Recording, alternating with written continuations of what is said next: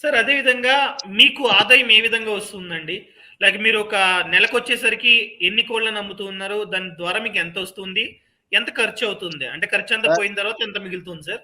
Sir మేము కోళ్ళకు పెట్టే మేతల్లో 50% మేమే పండించుకుంటాం.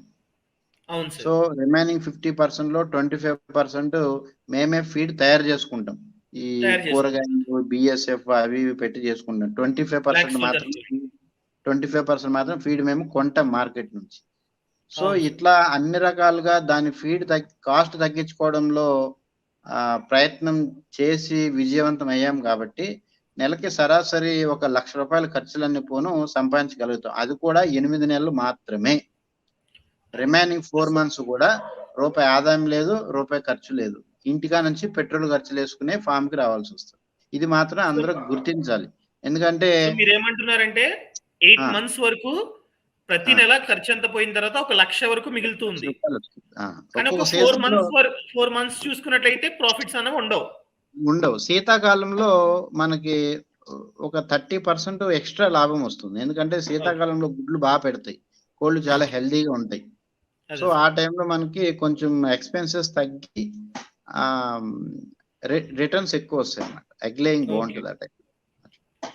కానీ సో మీరు గుర్తుపెట్టుకోవాల్సింది ఏంటంటే నాటుకోళ్లలో లాభాలు ఎట్లా వస్తాయి, నాటుకోళ్ళని ఎట్లా పెంచాలి, నాటుకోళ్ళు అసలు కరెక్టా కాదా అన్నది మాత్రం యూట్యూబ్ లో చూడొద్దు. చూడొద్దు. ₹1 పోయినా పర్లే, డబ్బులు కట్టి ఫ్రీడమ్ యాప్ లో మాత్రమే చూడండి. అక్కడ మీకు నిర్దిష్టంగా చెప్పే నాలాంటి ఫార్మర్స్ 900 మంది ఉన్నారు.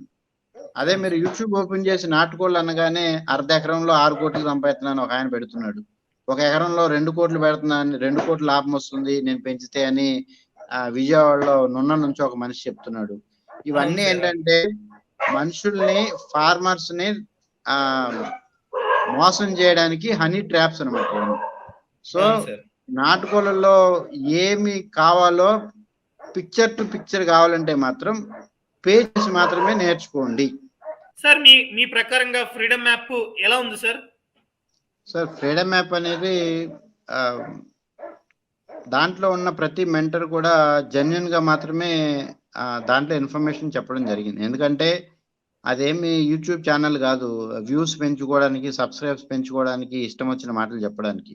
ఇది ఒక అవును సార్. అథెంటిక్ యాప్ కాబట్టి ఇండియా వైడ్ గా ఆ రంగాల్లో ఉన్నటువంటి ఎక్స్పర్ట్స్ ని మాత్రమే జల్లెడ బట్టి సోషల్ మీడియా ద్వారా కాంటాక్ట్ అయ్యి ముందే ఒకసారి ఇంటర్వ్యూ తీసుకోవడానికంటే ముందే ఫామ్ మొత్తం అబ్జర్వ్ చేసి అది కరెక్టా కాదని చూసుకుని రెండోసారి వచ్చి మాత్రమే కోర్సెస్ ని అప్లోడ్ చేస్తున్నారు. సో అవును సార్. అందుకని యూ ఈ ఫ్రీడమ్ యాప్ లో ఉన్నటువంటి మెంటర్స్ అందరూ కూడా జెన్యున్ గానే ఇన్ఫర్మేషన్ ఇస్తున్నారు. At the same okay. Time proper guidance దొరుకుతుంది. సార్ ఫైనల్‌గా ఎవరైతే స్టార్ట్ చేద్దాం అనుకుంటున్నారో వాళ్ళకి ఏం చెప్తారు సార్? మీ సజెషన్, మీ ఎక్స్‌పీరియన్స్‌ని బట్టి ఏం చెప్తారు మంచి చెడు? సార్ ఈ నాటుకోళ్ళలోకి ఎవరైతే పెంచాలనుకుంటున్నారో దానికి ఉన్న ఫస్ట్ అర్హత వ్యవసాయానికి అనుబంధమైనటువంటి మనుషులు మాత్రమే. అవును సార్. పార్ట్ టైం జాబ్ చేసుకునే వాళ్ళు, చిన్న చిన్న పిల్లలు, డిగ్రీలు అయిన వాళ్ళు, ఇంటర్మీడియట్ పాస్ అయిన వాళ్ళు, వేరే వాళ్ళ కింద జాబ్ చేయకుండా మనమే సొంతగా బ్రీడ్ డెవలప్ చేసుకున్న ఏదైనా వ్యాపారం చేద్దాం అన్న వాళ్ళు నాటుకోళ్ళు పెంచడానికి అనర్హులు. అవును సార్. వ్యవసాయానికి అనుబంధంగా ఉన్నటువంటి వాళ్ళు మాత్రమే అర్హులు అనమాట. అట్ ద అవును సేమ్ సార్. టైం వ్యవసాయమే కాకుండా ఈ సాఫ్ట్వేర్ ఎంప్లాయీస్, రియల్ ఎస్టేట్ చేసేవాళ్ళు, వేరే వేరే బిజినెస్లు చేసేవాళ్ళు కూడా అర్హులే. కానీ వాళ్ళకి ఇది సెకండ్ సోర్స్ ఆఫ్ ఇన్కమ్ గా మాత్రమే ఉండాలి ఈ నాటుకోళ్ళ వ్యవస్థ అనేది. అంతేగాని ఈ నాటుకోళ్ళు పెంచి ముందు చేస్తున్న జాబ్ కంటే లక్షలు ఎక్కువ సంపాదించేద్దాము, హ్మ్. ఒక 2 సంవత్సరాలు నాటుకోళ్ళు పెంచిన తర్వాత ఈ జాబ్ వదిలేద్దాం అనుకున్న మైండ్ సెట్ ఉన్న వాళ్ళు మాత్రం ఈ ఫీల్డ్ లోకి రావద్దు. రావద్దు.